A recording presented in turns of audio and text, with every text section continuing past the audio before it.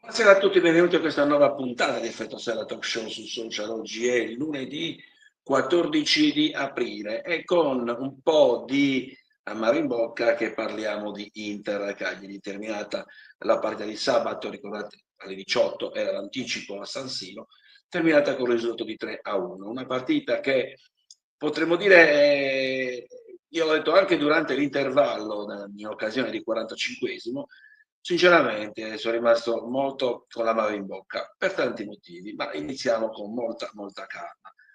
Allora, innanzitutto il risultato ci poteva stare, i pronostici che l'Inter fosse assolutamente candidata ai 3 punti, lo sappiamo, sia per discorso di qualità, per di quantità, per ampiezza della rosa, profondità. Davvero, cioè, non ci sarebbe stata partita in condizioni normali. Quello che però mi ha deluso è stato innanzitutto l'atteggiamento del primo tempo. Per l'ennesima volta il Cagliari ha regalato letteralmente un tempo. E lo stesso collega e amico Vittorio Sanna, in occasione delle sue dirette, lo cito molto volentieri, dice le scelte fanno la differenza, l'atteggiamento fa la differenza. E se tu, allenatore, Davide Nicola, inserisci nel primo tempo di 10 giocatori di movimento, 8 di fatto solamente difensori e incontristi, quindi togliendo i piedi buoni che hai a centrocampo, beh, è evidente che tu stai abbassando comunque il baricentro e stai dando campo all'Inter. E soprattutto non è data la possibilità al Cagliari di creare, di dare fastidio, di cercare di costruire qualche occasione. Ora, il problema principale qual è? Far arrivare palloni a piccoli, che ne ha toccato appena uno, però ha messo in difficoltà Sommer. Quello che non riesco a capire personalmente è il perché di una scelta del genere, perché Luperto, ad esempio, che ha giocato tutto il campionato, guarda caso, non ha giocato contro l'Inter, cioè si è preso il giorno di pausa. Certo, si dirà, è ammonito, beh, anche con la Fiorentina poteva rischiare, può rischiare di prendere la munizione, allora salterebbe una parte fondamentale, quella successiva. Cioè, queste scelte non le capisco. L'idea di rinunciare a giocatori di piedi buoni, Viola, Gaetano, Marin, Prati dal primo tempo, non lo so, aggiungiamoci anche che il secondo tempo, e si è visto normalmente in maniera più concreta, quando hai sollevato il baricentro, hai dato comunque la possibilità al Cagliari di creare qualcosa. Altro elemento di riflessione della difesa è l'utilizzo di Palomino e di Mina. Sono 2 giocatori obiettivamente non rapidi, non sto sminuendo la qualità, dico di caratteristiche. E se tu fai giocare 2 giocatori che tendenzialmente non sono rapidi contro uno dei migliori attaccanti del mondo, vale a dire Lautaro Martinez, che col Cagliari ha sempre segnato, anche lì non ho capito la scelta di fare una cosa del genere.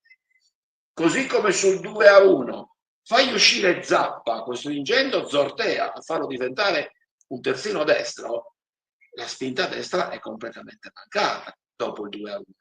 E guarda caso, infatti, è arrivato il 3-1.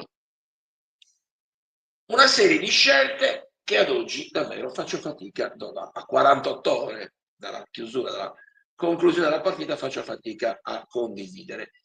Così come i cambi, io non ho capito il cambio piccoli Pavoletti, perché se vogliamo dare un premio a Pavoletti, secondo me, e anche per motivi di dignità, farlo entrare sempre comunque 10 minuti alla fine, veramente non lo capisco. E legare l'attacco del Cagliari solo a piccoli, non facendogli arrivare palloni e da solo contro 3 difensori nerazzurri, ragazzi, io non sono un allenatore, però è anche vero che il Cagliari, quando c'è stata la possibilità di costruire, ha costruito, però ancora troppi errori. Ho visto anche errori in fase di costruzione, ho visto errori molto banali anche nell'atteggiamento. Dopo a un certo punto si è fatto, con la palla tra i piedi, si è fatto rubare letteralmente la palla perché si è addormentato mentre guardava a chi passare il pallone, non ha visto che c'aveva l'avversario accanto. Ecco, sono queste le cose che devono, il campanello d'allarme che deve squillare, perché l'atmosfera, e qui andiamo in un altro gioco, in un altro ambito, che si è creata a San Siro dall'inizio, da quando si è partiti dalla conferenza stampa di presentazione della partita fino al post gara, era tutto improntato pro Inter. Siccome l'Inter è molto forte, l'Inter ha vinto a Monaco di Baviera in Champions League contro una squadra che non perdeva in casa da 4 anni, e nei quarti di finale, scusate, di Champions, è prima in classifica in Serie A, è difficile segnare, insomma tutta una serie di giustificazioni quasi come per dire noi il nostro cerchiamo di farlo. Francamente io non sono molto d'accordo. Sono quelle partite che comunque devi giocare senza avere nulla da perdere, e se tu giochi ben 60 minuti dietro, perché? Perché l'Inter gioca non perché ti sta assediando, ma perché la tua scelta è quella di difendere e basta. È evidente che prima o poi il gol lo subisci. Aggiungiamoci anche che anche i colleghi di DAZN l'hanno sottolineato, e tutta l'atmosfera del primo tempo sembrava davvero, e io l'ho detto anche questo, una parata dedicata all'Inter.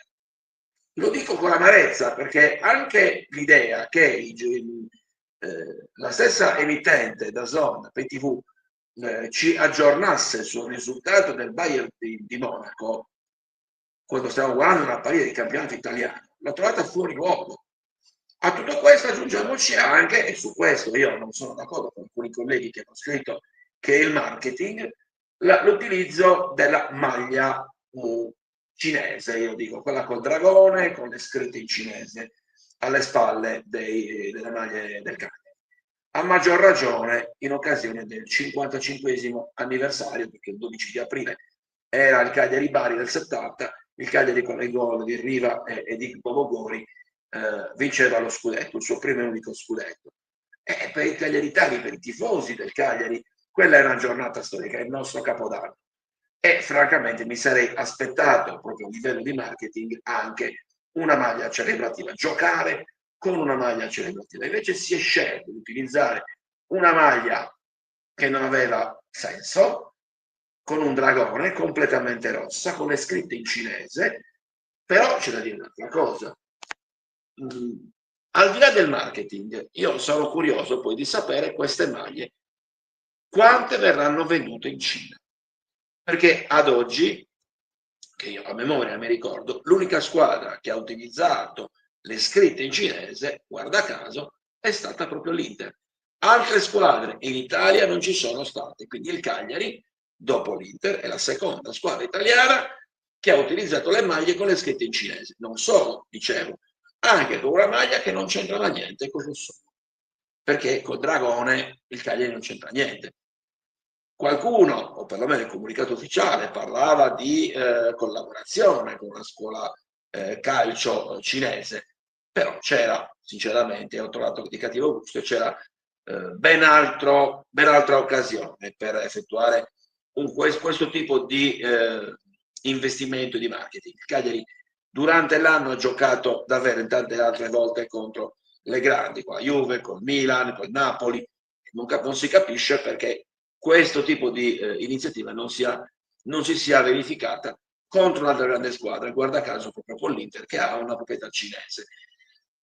Come diceva Andreotti, a pensare male si fa peccato, ma a volte ci si azzecca. Ecco, io non vorrei invece che questo sia stato fatto, non dico a omaggiare, ma sicuramente per rendere più attraente, ecco, diciamo così, lo spettacolo Inter-Cagliari. Ripeto, ormai è andata, va bene, però francamente l'ho trovata davvero non di buon gusto. Cagliari che adesso ha bisogno di rifiatare, hanno giocato tutti, di fatto sono tutti abili arruolati, non mi sembra, da quello che so, ormai l'infermeria dovrebbe essere libera. È chiaro che adesso si giocherà in casa contro la Fiorentina il lunedì di Pasquetta, sarà davvero anche qui una partita importante, anche perché stasera, tra un po', male, giocherà l'Empoli e gioca a Napoli. Il Cagliari è comunque a distanza di sicurezza, ma la vittoria casalinga contro il Monza, preventivabile oserei dire, riapre tutto anche per quanto riguarda il penultimo posto, perché ricordiamoci che il Cagliari dovrà giocare in casa contro il Venezia e quello rischierà di essere davvero uno spareggio salvezza da dentro o fuori. Fino adesso il Cagliari ha sempre giocato gli spareggi salvezza come doveva, soprattutto in casa. Contiamo e confidiamo ancora in questo, confidando anche in questo caso nella vittoria del Napoli contro l'Empoli questa sera. Non me ne vogliano gli amici di Empoli. Bene, per Effetto Serra è tutto, ci vediamo domani 19:30 con un nuovo appuntamento. Grazie, buona serata, ciao.